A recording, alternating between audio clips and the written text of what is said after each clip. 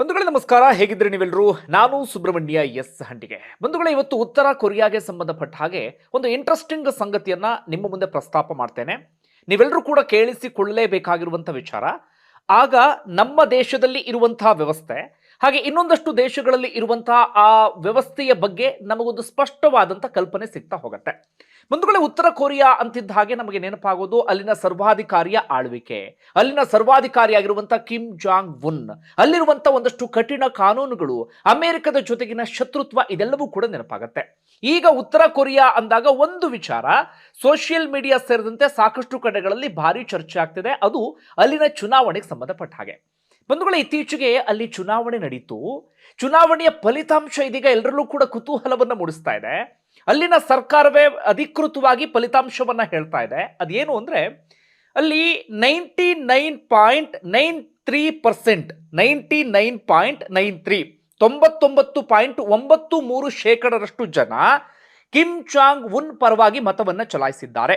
ಇನ್ನುಳಿದ 0.07 0.07% ಮಂದಿ Kim Jong Un ವಿರುದ್ಧವಾಗಿ ಮತವನ್ನ ಚಲಾಯಿಸಿದ್ದಾರೆ. 1957 ಬಳಿಕ ಪ್ರಪ್ರಥಮ ಬಾರಿಗೆ ಇಂಥದ್ದೊಂದು ಬೆಳವಣಿಗೆ ಇದೀಗ ಉತ್ತರ ಕೊರಿಯಾದಲ್ಲಿ ಆಗಿದೆ. ಬಂಧುಗಳೇ, ನಿಮ್ಮೆಲ್ಲರಿಗೂ ಕೂಡ ಗೊತ್ತಿದೆ, ಉತ್ತರ ಕೊರಿಯಾದಲ್ಲಿ ವಿರುದ್ಧವಾಗಿ ಮತವನ್ನ ಚಲಾಯಿಸ್ಬಿಟ್ರೆ ಏನಾಗುತ್ತೆ, ಅಥವಾ ಮತವನ್ನ ಚಲಾಯಿಸೋದಕ್ಕೆ ಬರದೇ ಇದ್ರೆ ಏನಾಗಬಿಡುತ್ತೆ ಅಂತ ಹೇಳಿ. ಅಂಥದ್ರಲ್ಲಿ ಇದೀಗ ಪ್ರಪ್ರಥಮ ಬಾರಿಗೆ, ಇತಿಹಾಸದಲ್ಲೇ ಪ್ರಪ್ರಥಮ ಬಾರಿಗೆ 0.07% ಜನ ಕಿಮ್ ಜಾಂಗ್ ಉನ್ ವಿರುದ್ಧವಾಗಿ ಮತವನ್ನ ಚಲಾಯಿಸಿ ಬಿಟ್ಟಿದ್ದಾರೆ. ಸದ್ಯ ಸೋಷಿಯಲ್ ಮೀಡಿಯಾದ ಟ್ರೋಲ್ ಅನ್ನ, ಸೋಷಿಯಲ್ ಮೀಡಿಯಾದ ಚರ್ಚೆನ ನೀವೆಲ್ಲರೂ ಕೂಡ ಗಮನಿಸಿರ್ತೀರಿ. ಒಂದು ಕಡೆ ಅಂದ್ರೆ ಅವ್ರು ಯಾರಪ್ಪ ಧೈರ್ಯವಂತರು, ಸಾವಿಗೆ ಸವಾಲನ್ನ ಎಸೆದಂತವರು ಅಂತ. ಮತ್ತೊಂದು ಕಡೆಯಿಂದ ಚರ್ಚೆ ಏನಪ್ಪಾ ಅಂದ್ರೆ, ಅವರಿಗೆ ನಾವೆಲ್ಲರೂ ಕೂಡ ಹ್ಯಾಟ್ಸ್ ಆಫ್ ಅನ್ನ ಹೇಳಲೇಬೇಕು ಎನ್ನುವಂತ ರೀತಿಯಲ್ಲಿ. ಮತ್ತೊಂದು ಚರ್ಚೆ ಅಂದ್ರೆ, ಅವರ ಭವಿಷ್ಯ ನಮ್ಮ ಕಣ್ಣು ಮುಂದೆ ಈಗಲೇ ಬರ್ತಾ ಇದೆ, ತಮ್ಮ ಸಾವನ್ನ ತಾವೇ ಯಾಕಪ್ಪ ಆಹ್ವಾನಿಸಿಕೊಂಡ್ರು, ಈ ರೀತಿಯಲ್ಲೂ ಕೂಡ ಒಂದಷ್ಟು ಚರ್ಚೆ ಆಗ್ತಾ ಇದೆ. ಹಾಗಾದ್ರೆ ಅದರ ಅಸಲಿ ಮ್ಯಾಟರ್ ಏನು, ಅಲ್ಲಾಗಿದ್ದೇನು, ಚುನಾವಣೆ ಪ್ರಕ್ರಿಯೆ ಹೇಗೆ ನಡೀತೆ, ಎಲ್ಲವನ್ನೂ ಕೂಡ ನಾನು ಹೇಳ್ತಾ ಹೋಗ್ತೀನಿ. ಅದಕ್ಕೂ ಮುನ್ನ ಸಣ್ಣದಾಗಿ ನಾವು ಉತ್ತರ ಕೊರಿಯಾದ ಹಿನ್ನೆಲೆಯನ್ನು ಅರ್ಥ ಮಾಡ್ಕೊಳ್ಬೇಕು. ಆಗ ಮಾತ್ರ ನಮಗೆ ಅಲ್ಲಿನ ಚುನಾವಣೆಗೆ ಸಂಬಂಧಪಟ್ಟ ಹಾಗೆ, ಅಲ್ಲಿನ ಕಠಿಣ ಕಾನೂನುಗಳಿಗೆ ಸಂಬಂಧಪಟ್ಟಾಗ ಅರ್ಥ ಆಗ್ತಾ ಹೋಗುತ್ತೆ. ಬಂಧುಗಳೇ, ಮುಂಚೆ ಈ ಕೊರಿಯಾ ಇತ್ತಲ್ಲ, ಪೂರ್ತಿ ಕೊರಿಯಾ ಈ ಜಪಾನ್ ಆಳ್ವಿಕೆಯಲ್ಲಿತ್ತು. ಎರಡನೇ ಮಹಾಯುದ್ಧ ಆಗತ್ತೆ. ಅದಾದ ಬಳಿಕ ಜಪಾನ್ ಹಿಡಿತದಿಂದ ಕೊರಿಯಾ ಹೊರಗಡೆ ಬಂದುಬಿಡುತ್ತೆ. ಹೆಚ್ಚು ಕಡಿಮೆ 1948 ಸುಮಾರಿಗೆ ಅಲ್ಲಿ ಕೊರಿಯಾ ಅಂದ್ರೆ ಕಂಪ್ಲೀಟ್ ಆಗಿ ಈ ಜಪಾನ್ ಎಲ್ಲವಿಂದ ಹಿಡಿತದಿಂದ ತಪ್ಪಿಸಿಕೊಂಡು ಉತ್ತರ ಕೊರಿಯಾ ಎನ್ನುವಂತ ರಾಷ್ಟ್ರ ಅಲ್ಲಿ ನಿರ್ಮಾಣ ಆಗಿಬಿಡುತ್ತೆ. ಅಂದ್ರೆ ಎರಡು ಭಾಗವನ್ನ ಮಾಡಲಾಗುತ್ತೆ. ಒಂದು ಕಡೆಯಿಂದ ಉತ್ತರ ಕೊರಿಯಾ, ಮತ್ತೊಂದು ಕಡೆಯಿಂದ ದಕ್ಷಿಣ ಕೊರಿಯಾ. ಉತ್ತರ ಕೊರಿಯಾ ಈ ಸೋವಿಯತ್ ರಾಷ್ಟ್ರದ ಪ್ರಭಾವಕ್ಕೆ ಒಳಗಾಗಿ ಕಮ್ಯುನಿಸ್ಟ್ ಆಡಳಿತ ಬಂದ್ರೆ, ಇತ್ತ ದಕ್ಷಿಣ ಕೊರಿಯಾ ಅಮೆರಿಕದ ಪ್ರಭಾವಕ್ಕೆ ಒಳಗಾಗಿ ಅಲ್ಲಿ ಪ್ರಜಾಪ್ರಭುತ್ವ ಆಳ್ವಿಕೆ ಬರುತ್ತೆ.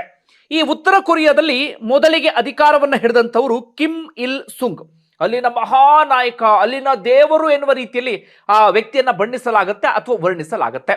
ಈ ವ್ಯಕ್ತಿಯಲ್ಲಿ ಅಧಿಕಾರವನ್ನು ಹಿಡಿತಾರ.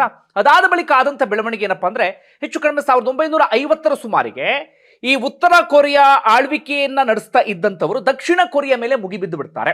ಅಂದ್ರೆ ಇಡೀ ಕೊರಿಯಾವನ್ನ ಒಂದೇ ದೇಶವನ್ನಾಗಿ ಮಾಡಬೇಕು ಎನ್ನುವಂತ ರೀತಿಯಲ್ಲಿ. ಆ ಸಂದರ್ಭದಲ್ಲಿ ಅಮೆರಿಕ ಅಲ್ಲಿ ಮಧ್ಯಪ್ರವೇಶವನ್ನ ಮಾಡುತ್ತೆ. ಅಮೆರಿಕದ ಉದ್ದೇಶ ಎರಡಾಗಿತ್ತು. ಒಂದು, ಉತ್ತರ ಕೊರಿಯಾ ದಕ್ಷಿಣ ಕೊರಿಯಾ ಮೇಲೆ ದಾಳಿ ಮಾಡ್ತಾ ಇತ್ತಲ್ಲ, ಅದನ್ನು ತಪ್ಪಿಸೋದು. ಮತ್ತೊಂದು, ಉತ್ತರ ಕೊರಿಯಾದ ಕಮ್ಯುನಿಸ್ಟ್ ಆಳ್ವಿಕೆ ಏನಿತ್ತು ಅದನ್ನು ಕೂಡ ಹೋಗಲಾಡಿಸುವಂತ ಪ್ರಯತ್ನ ಆಯಿತು. ಅಂತಿಮವಾಗಿ ಯುದ್ಧ ಎಲ್ಲವೂ ಕೂಡ ನಡೆಯುತ್ತೆ. ತೀವ್ರವಾದಂತಹ ಯುದ್ಧ. ಅಮೆರಿಕದ ಸಾಕಷ್ಟು ಸೈನಿಕರು ಬಂದು ಕೊರಿಯಾಗೆ ಎಂಟ್ರಿಯನ್ನ ಕೊಡ್ತಾರೆ. ಸುದೀರ್ಘವಾದಂತಹ ಸಂಘರ್ಷ ಎಲ್ಲವೂ ಕೂಡ ನಡೆಯುತ್ತೆ. ಅಂತಿಮವಾಗಿ 1953ರಲ್ಲಿ ಕದನ ವಿರಾಮವನ್ನ ಘೋಷಣೆ ಮಾಡಲಾಗುತ್ತೆ. ಆಗ ಒಂದು 30 ಲಕ್ಷ ಜನ ಆ ಸಂದರ್ಭದಲ್ಲಿ ಪ್ರಾಣ ಬಿಟ್ಟಿದ್ರು, ಸೈನಿಕರು, ನಾಗರಿಕರು ಸೇರಿದಂತೆ. ಒಂದು ರೀತಿಯಲ್ಲಿ ಘೋರವಾದಂಥ ಯುದ್ಧ. ಒಟ್ಟಾರೆಯಾಗಿ ಉತ್ತರ ಕೊರಿಯಾ ಆ ಯುದ್ಧದಲ್ಲಿ ಸೋಲುವಂತ ಪರಿಸ್ಥಿತಿ ಎದುರಾಗುತ್ತೆ. ಆದ್ರೆ ಅಲ್ಲಿನ ಕಮ್ಯುನಿಸ್ಟ್ ಆಳ್ವಿಕೆ ಮಾತ್ರ ಹಾಗೆ ಉಳಿದುಕೊಳ್ಳುತ್ತೆ. ಒಂದು ಕಡೆಯಿಂದ ಉತ್ತರ ಕೊರಿಯಾ ಆಗುತ್ತೆ, ಮತ್ತೊಂದು ಕಡೆಯಿಂದ ದಕ್ಷಿಣ ಕೊರಿಯಾ ಬಹಳ ಸ್ಪಷ್ಟವಾಗಿ ಅವರವರ ಆಡಳಿತ, ಅವರವರ ಆಳ್ವಿಕೆಯನ್ನ ಎಲ್ಲರೂ ಕೂಡ ನಡೆಸ್ಕೊಂಡು ಹೋಗ್ತಾರೆ. ಇವತ್ತು ದಕ್ಷಿಣ ಕೊರಿಯಾ ಯಾವ ಹಂತದಲ್ಲಿದೆ ನಿಮ್ಮೆಲ್ಲರಿಗೂ ಕೂಡ ಗೊತ್ತೇ ಇದೆ.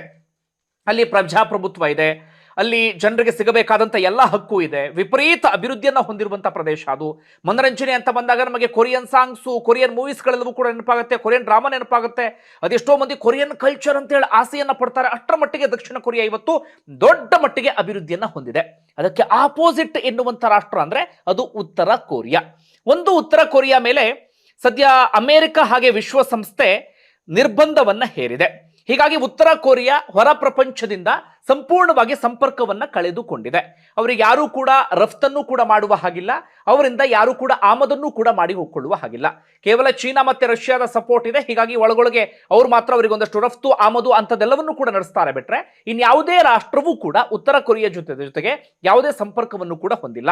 ಹೀಗಾಗಿ ಆ ಆರ್ಥಿಕ ನಿರ್ಬಂಧದ ಕಾರಣಕ್ಕಾಗಿ ಉತ್ತರ ಕೊರಿಯಾ ಇವತ್ತಿಗೂ ಕೂಡ ಅಭಿವೃದ್ಧಿಯನ್ನ ಹೊಂದೋದಿಕ್ಕೆ ಸಾಧ್ಯ ಆಗ್ತಾ ಇಲ್ಲ. ಇನ್ನೊಂದು ಕಡೆಯಿಂದ ಉತ್ತರ ಕೊರಿಯಾ ಸದಾಕಾಲ ಧ್ಯಾನವನ್ನ ಮಾಡೋದು ಯುದ್ಧ ಯುದ್ಧ ಯುದ್ಧ. ಸದಾಕಾಲ ಅವರು ಸ್ಟ್ರಾಂಗ್ ಮಾಡೋದಕ್ಕೆ ಬಯಸೋದು ಸೇನೆ ಸೇನೆ ಸೇನೆ.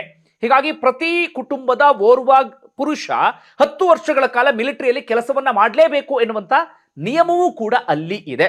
ಅಷ್ಟು ಮಾತ್ರ ಅಲ್ಲ, ದೇಶದ ಬಹುತೇಕ ಹಣವನ್ನ ಈ ಮಿಲಿಟರಿ ಅಥವಾ ಸೇನೆಗೆ ಅಥವಾ ಯುದ್ಧದ ಉಪಕರಣಗಳಿಗೆ ಅಲ್ಲಿ ಹೂಡಿಕೆಯನ್ನ ಮಾಡಲಾಗುತ್ತೆ. ಇವತ್ತು ಉತ್ತರ ಕೊರಿಯಾ ಅಣ್ವಸ್ತ್ರ ರಾಷ್ಟ್ರ ಆಗಿದೆ. ಹಾಗೆ ಸಾಕಷ್ಟು ಬ್ಯಾಲಿಸ್ಟಿಕ್ ಕ್ಷಿಪಣಿಗಳನ್ನು ಕೂಡ ಇಟ್ಕೊಂಡಿದೆ. ತನ್ನ ಪ್ರಥಮ ಶತ್ರು ಅಮೆರಿಕ, ಎರಡನೇ ಶತ್ರು ದಕ್ಷಿಣ ಕೊರಿಯಾ ಅಂತ ಅದು ಭಾವಿಸುತ್ತೆ.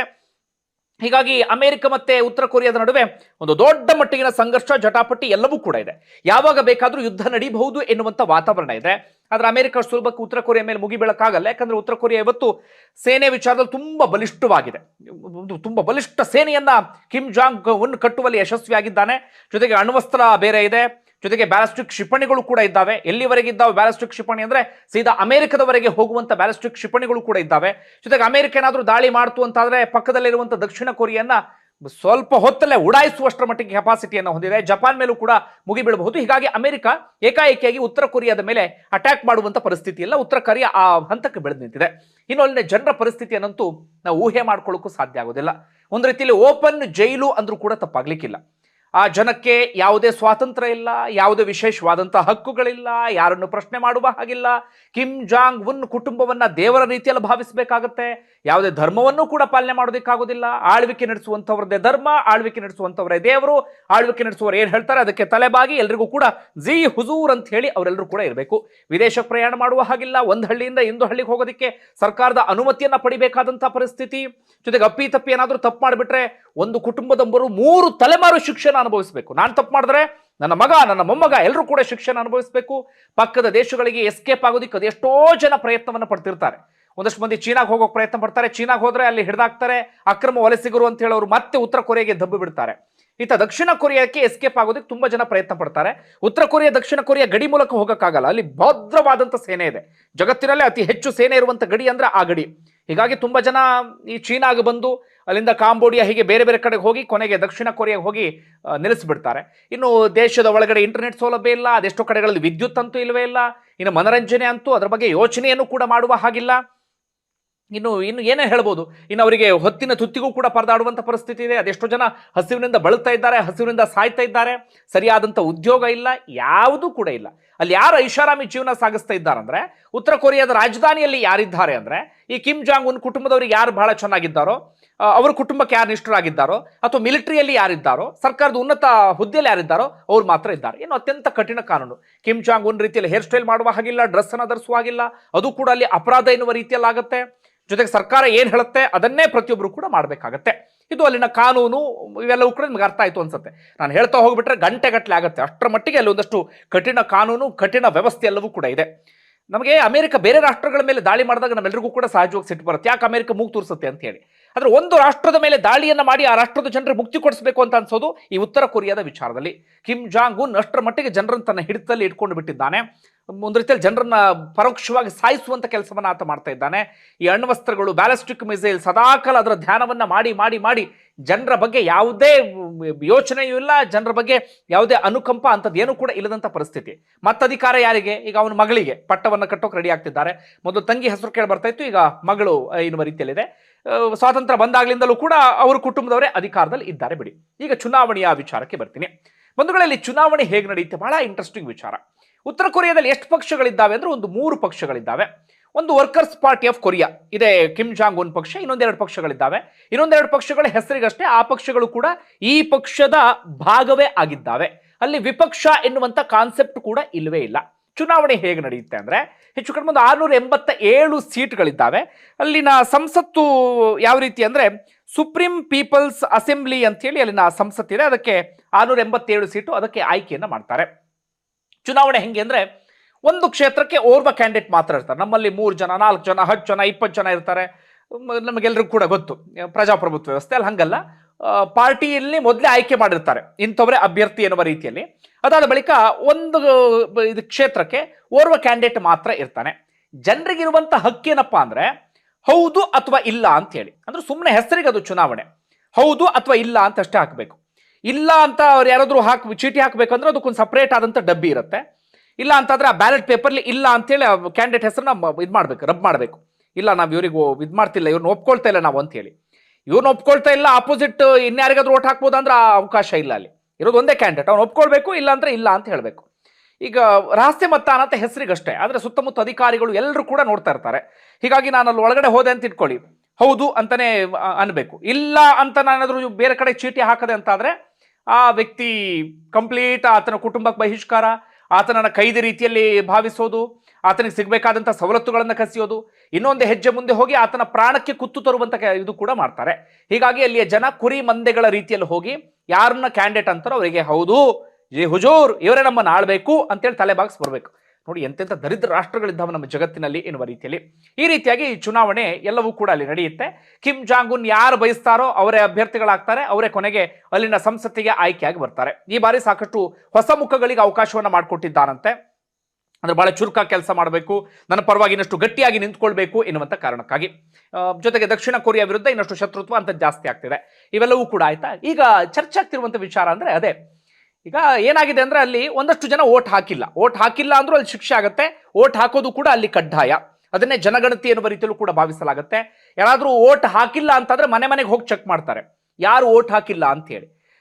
ಯಾರು ಓಟ್ ಹಾಕಿಲ್ಲ ಅಂತ ಗೊತ್ತಾದ್ರು ಅಂತಾದ್ರೆ ಆ ಕುಟುಂಬವನ್ನೇ ಶಿಕ್ಷಿಸ್ತಾರೆ.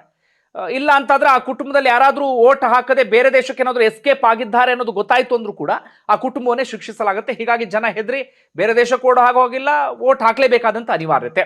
ಈ ಸರ್ತಿ 1% ಜನ ಓಟ್ ಹಾಕಿಲ್ಲ. ಅವ್ರು ಯಾರು ಅಂದ್ರೆ ಸಮುದ್ರದಲ್ಲಿ ಕೆಲಸವನ್ನ ಮಾಡ್ತಿದ್ದಾರೆ, ಅವರಿಗೆ ಮಾತ್ರ ವಿನಾಯಿತಿಯನ್ನು ಕೊಡಲಾಗಿದೆ. ಇನ್ನು ಓಟ್ ಹಾಕಿದವರಲ್ಲಿ 99.93% ಕಿಮ್ ಜಾಂಗ್ ಉನ್ ಅಭ್ಯರ್ಥಿಗಳಿಗೆ ಜೈ ಹೋ ಅಂದ್ರೆ 0.07% ಜನ ಕಿಮ್ ಜಾಂಗ್ ಉನ್ ಅಭ್ಯರ್ಥಿಗಳ ವಿರುದ್ಧವಾಗಿ ಮತವನ್ನ ಚಲಾಯಿಸಿ ಬಿಟ್ಟಿದ್ದಾರೆ. ಸರ್ಕಾರವೇ ಅಧಿಕೃತವಾಗಿ ಇದನ್ನ ಹೇಳಿದೆ. ಇದರ ರಹಸ್ಯ ಏನು ಅಂತ ಸಾಕಷ್ಟು ಜನ ಭೇದಿಸುವಂತ ಕೆಲಸವನ್ನ ಮಾಡ್ತಿದ್ದಾರೆ. ಆದ್ರೆ ಇಲ್ಲಿವರೆಗೂ ಕೂಡ ಯಾರಿಗೂ ಸ್ಪಷ್ಟವಾಗಿ ಗೊತ್ತಾಗ್ತಾ ಇಲ್ಲ. ಒಂದು ಅಭಿಪ್ರಾಯ ಏನಪ್ಪಾ ಅಂದ್ರೆ, ಈಗ ಸ್ವಲ್ಪ ಮಟ್ಟಿಗೆ ಏನಾದ್ರೂ ಜನರಿಗೆ ಸ್ವಾತಂತ್ರ್ಯವನ್ನ ಕೊಡಲಾಗ್ತಿದೆಯಾ ಎನ್ನುವಂತ ಚರ್ಚೆ ನಡೀತಾ ಇದೆ. ಅಂದ್ರೆ ಏನಾದ್ರೂ ಭ್ರಷ್ಟಾಚಾರ ಅಂತದೇ ನಡೀತಾ ಇದ್ರೆ ಜನರಿಗೆ ವಿರೋಧಿಸುವಂತ ಸ್ವಾತಂತ್ರ್ಯವನ್ನ ಕೊಡಲಾಗ್ತಿದೆಯಾ ಎನ್ನುವಂತ ಚರ್ಚೆ. ಮತ್ತೊಂದು ಚರ್ಚೆ ಏನಪ್ಪಾ ಅಂದ್ರೆ, ಕಿಮ್ ಜಾಂಗ್ ಉನ್ ಇದೀಗ ತನ್ನನ್ನು ತಾನು ಜಗತ್ತಿನಲ್ಲಿ ಬೇರೆ ರೀತಿಯಲ್ಲಿ ಬಿಂಬಿಸಿಕೊಳ್ಳೋದಕ್ಕೆ ಆತ ಪ್ರಯತ್ನ ಪಡ್ತಾ ಇದ್ದಾನೆ. ಅಂದರೆ ಉತ್ತರ ಕೊರಿಯಾದಲ್ಲೂ ಪ್ರಜಾಪ್ರಭುತ್ವ ಇದೆ, ಇಲ್ಲೂ ಕೂಡ ಜನರಿಗೆ ಹಕ್ಕನ್ನ ಕೊಡಲಾಗಿದೆ. ನೋಡಿ, ನಮ್ಮ ದೇಶದಲ್ಲಿ 99.93% ಜನ ನನಗೆ ವೋಟ್ ಮಾಡಿದ್ರೆ ವಿರುದ್ಧವಾಗಿಯೂ ಕೂಡ 0.07% ಜನ ವೋಟ್ ಮಾಡಿದ್ದಾರೆ. ನೋಡಿ, ನಾವು ಅವರಿಗೆ ಹಕ್ಕನ್ನ ಕೊಟ್ಟಿದ್ದೇವೆ. ನೋಡಿ, ನಮ್ಮಲ್ಲೂ ಪ್ರಜಾಪ್ರಭುತ್ವ ವ್ಯವಸ್ಥೆ ಇದೆ, ನಮ್ಮಲ್ಲೂ ಅದ್ಭುತವಾಗಿ ಚುನಾವಣೆ ನಡೆಯುತ್ತೆ ಅಂತ ಹೇಳಿ ಬಿಂಬಿಸಿಕೊಳ್ಳುವಂತ ಪ್ರಯತ್ನ ಎನ್ನುವಂತ ಒಂದಷ್ಟು ಮಾತುಗಳು ಕೂಡ ಕೇಳಿ ಬರ್ತಾ ಇದೆ. ಆದ್ರೆ 0.07 ಯಾರು ಅಂತ ಅವ್ರಿಗೆ ಗೊತ್ತಾಗಿರ್ಬೋದು ಉತ್ತರ ಕೊರಿಯಾದಲ್ಲಿ, ಹೊರ ಜಗತ್ತಿಗೆ ಗೊತ್ತಿಲ್ಲ. ಅದರ ಅಸಲಿ ರಹಸ್ಯ ಏನು ಅದನ್ನು ಕೂಡ ಭೇದಿಸೋಕೆ ಆಗ್ತಾ ಇಲ್ಲ. ಹೀಗಾಗಿ ಸದ್ಯ 2 ಥಿಯರಿ ಇದೆ. ಒಂದು ನಿಜವಾಗ್ಲೂ ಹಾಗಾಗಿರ್ಬೋದು ಅಂತ, ಯಾರೋ ಒಂದಷ್ಟು ಜನ ವಿರುದ್ಧವಾಗಿ ನಿಂತ್ಕೊಂಡಿರ್ಬೋದು ಅಂತ. ವಿರುದ್ಧವಾಗಿ ಯಾಕೆ ನಿಂತ್ಕೊಂಡ್ರು ಅಂದ್ರೆ ಅವರಿಗೆ ಸ್ವಲ್ಪ ಮಟ್ಟಿಗೆ ಸ್ವಾತಂತ್ರ್ಯವನ್ನು ಕೊಟ್ಟಿರಬಹುದು ಎನ್ನುವ ರೀತಿಯಲ್ಲಿ. ಇನ್ನೊಂದು ಈ ರೀತಿಯಲ್ಲಿ, ಅಥವಾ ಅದರ ಆಚೆಗೂ ಯಾರಾದರೂ ವಿರುದ್ಧವಾಗಿ ನಿಂತ್ಕೊಂಡಿದ್ರೆ ಅವರಂತ ಸಾಹಸಿಗರು ಇನ್ಯಾರೂ ಕೂಡ ಇಲ್ಲ. ಕಣ್ಣು ಮುಂದೆ ಸಾವು ಇದ್ದರೂ ಅದನ್ನು ಆಹ್ವಾನಿಸಿದ್ದಾರಲ್ಲ, ಅವರು ಗ್ರೇಟ್ ಅಂದ್ರೂ ಕೂಡ ತಪ್ಪಾಗಲಿಕ್ಕಿಲ್ಲ. ಬಂಧುಗಳೇ, ನಿಮ್ಗೆ ಏನಿಸ್ತದೆ ಅದನ್ನು ಕಮೆಂಟ್ ಬಾಕ್ಸಲ್ಲಿ ಮೆನ್ಷನ್ ಮಾಡಿ. ಧನ್ಯವಾದ ವಿಡಿಯೋ ನೋಡಿದ್ದಕ್ಕಾಗಿ.